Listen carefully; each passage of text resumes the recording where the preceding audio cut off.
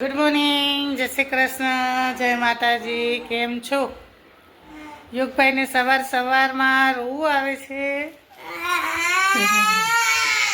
એને વરસાદમાં કોરી માટી જોઈએ છે. ઘરની અંદર જેસીબીથી રમવા. હવે કોરી માટી ક્યાં ગોતવા જાવી અમારે? અત્યારે ના હોય પણ અત્યારે ક્યાં લેવા જાવી માટી વરસાદમાં? હેલો ગાઈસ, બફારો એટલો થાય છે ને, વરસાદની આગાહી છે અને અત્યારે વરસાદ છે નહીં. જો કે લાગે છે કે આવશે એવું, પણ આવતો નથી. અને એટલો બફારો થાય છે ને કે ના પૂછો વાત.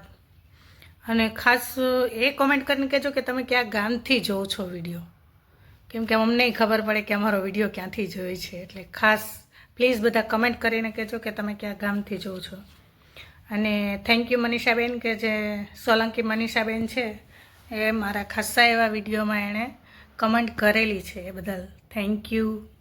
કે મારા ઘરે કોણ આવ્યું છે? જેવી ચેનલ ચાલુ કરીને એને 3 મહિના પૂરા થઈ ગયા, પણ મને એમ કે પેલો વોચ ટાઈમ હોય ને એ 4000 કલાકનો.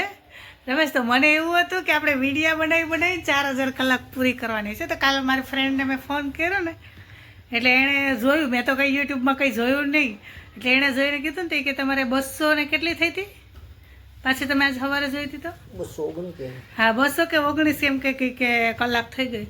તો હું તો થોડીક વાર વિચાર જ કરવા માંડી કે આ 5 મિનિટના અને 7 મિનિટના વિડીયો હોય તો એને કંઈ 200 કલાક થઈ જતી છે. એટલે મને તો એમ કે આ ખબર નહીં, આ વિડીયો જે 5 મિનિટ ને 6 મિનિટ હોય ને એ ગણાતી છે.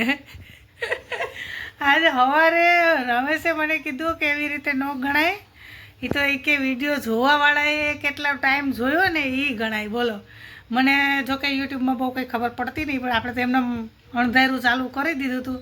આજ મને ખબર પડી કે આ બાકી હું તો અત્યાર સુધી એવું જ કરતી કે લોંગ વિડીયોમાં વધારે જેમ ટાઈમ જાય ને એવી રીતે જ વિડીયો ઉતારતી કે 5 મિનિટને બદલે 9 મિનિટ થાય કે 8 મિનિટ થાય ને એમ.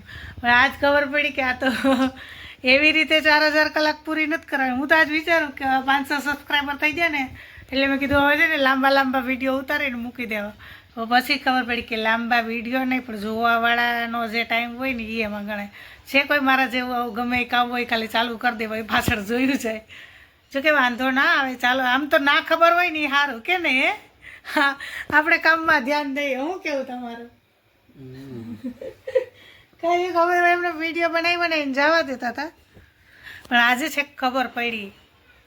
પણ જો કે વાંધો ના આવ્યો તો એ સારું. એવું તમે બધાએ જોયો છે અને સારો એવો સપોર્ટ કર્યો છે, બદલ બધાનો થેન્ક યુ.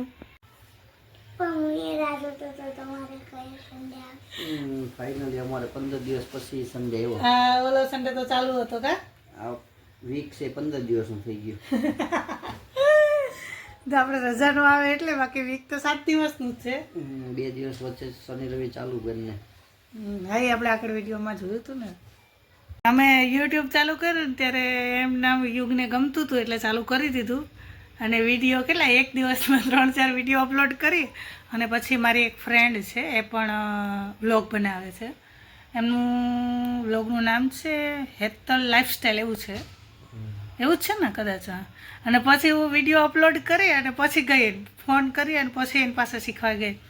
પછી એણે મને સમજાવ્યું કે આમાં 1000 સબસ્ક્રાઈબર જોઈએ અને એટલા વ્યૂ આવવા જોઈએ અને આવી રીતે હોય. અને પછી હજી મેં કાલે પાછો ફોન કર્યો હતો એટલે એણે કીધું કે વોચ ટાઈમ આવી રીતે હોય. તોય હજી મને મગજમાં નહોતું બેઠું. તો પછી રમેશે મને સમજાવ્યું કે એવી રીતે નહીં, આવી રીતે જોઈએ પછી હોય છે.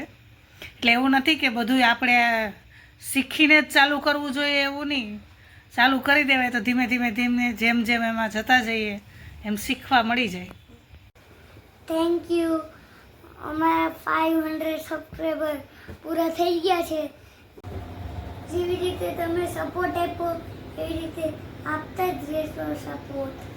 પકોડા બને છે પપ્પા માટે અને ત્યાં યુગભાઈ માટે સેન્ડવિચ બને છે. એટલે પકોડા ભાવે અને સેન્ડવિચ ભાવે, બધું બનાવવું પડે મમ્માને. કેવી બની છે યુગભાઈ સેન્ડવિચ? હે, મસ્ત સેન્ડવિચ બની છે. યુગભાઈ તીખી ચટણી ન ખાય એટલે મીઠી ચટણી દીધી હે ને. પકોડું પણ બનીને રેડી થઈ ગયા અને સેન્ડવિચ પણ. હે યુગભાઈ છે કોઈના ઘરે આવું બે બે બનાવવું પડે એવું, એકને આવું ભાવતું હોય એકને આવું ભાવતું. ખાવું પછી ખબર પડે હે ને. આપણે પકોડા તો ઓછા બનાવીએ કા, સેન્ડવિચ જ હોય, પણ વરસાદના હિસાબે પકોડા ખાવાનું મન થયું છે. હજુ બે પાટ કરો પણ ઠંડુ થઈ જાય ને તો કેવી રીતે ખાવું. ટેસ્ટ કરો કેવું બન્યું એ.